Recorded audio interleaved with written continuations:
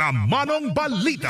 Meron na lamang tayo 18 minuto bago mag-alas 6 po ng umaga. Atin na puntahan ang presyo ng mga bilihin po. Mga pangunahing bilihin sa Marikina Public Market. Patuloy pa rin pong pagbabantay sa presyo ng mga pangunahing bilihin, mga pangunahing kinakailangan natin sa araw-araw. Para malaman natin ano ba talaga nangyayari, hindi nababalitaan natin. Medyo mura na, maganda pa rin po mga presyo. Pagpunta mo ng palengke, ubos agad yung perang dala-dala mo. Iba yung totoong presyo ang ating pinag-uusapan eh. Tama ba, Mark Makalalad? Kakasya ba yung 500 budget ko ngayong araw nito hanggang mamayang hapunan na, Mark? Oo, naku Orly, alam mo, yung mga namimili, may iba patingi-tingi. May iba naman, patingin-tingin na lang. Dahil lang mahal ng bentahan. Patingin-tingi at patingin-tingin. Aba. Patingin-tingin. Kapos talaga yun. Kapos talaga. Alam mo yung bentahan ng gulay at isda, yun yung napansin natin dahil wala pa rin paggalaw. Binabanggit ng Department of Agriculture, matatag daw yung presyuhan. Pero yung presyuhan na yan, sa ating monitoring, napakamahal pa rin. Lalong-lalo na yung siling labuyo. Nasa 550 pesos per kilo pa rin ang bentahan yan. Ang carrots ay napakamahal pa rin. 230 hanggang 250 pesos per kilo ang bentahan. Ang talong, 160 pesos per kilo. Repolyo at pechay bagyo, parehas na 150 pesos per kilo.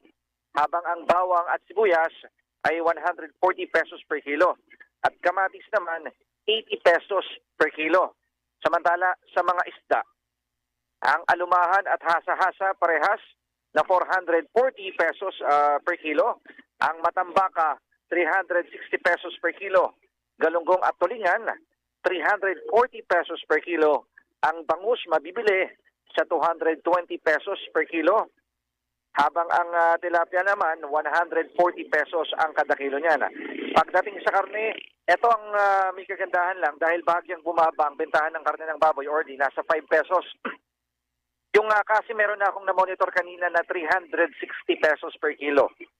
Ayan. Ang liempo naman ay 420 pesos per kilo. Samantala, walang paggalaw ang presyo ng baka, 350 pesos per kilo. Habang ang manok naman, 230 hanggang 240 pesos per kilo ang bentahan. Mark, Yan, napansin ko lang, yes, Mark, napansin ko lang sa sili mo, parang hindi naman yung ordinary yung siling labuyo na malimit kung mabili sa palengke. Imported yata yun Yung siling labuyo. Yun, Pinakita mo kanina yung video mo dyan. Parang hindi naman yung ganyan sili nakikita ko, binibili ko pang sausawa ko ng tawilis. Walang katapos ang tawilis to.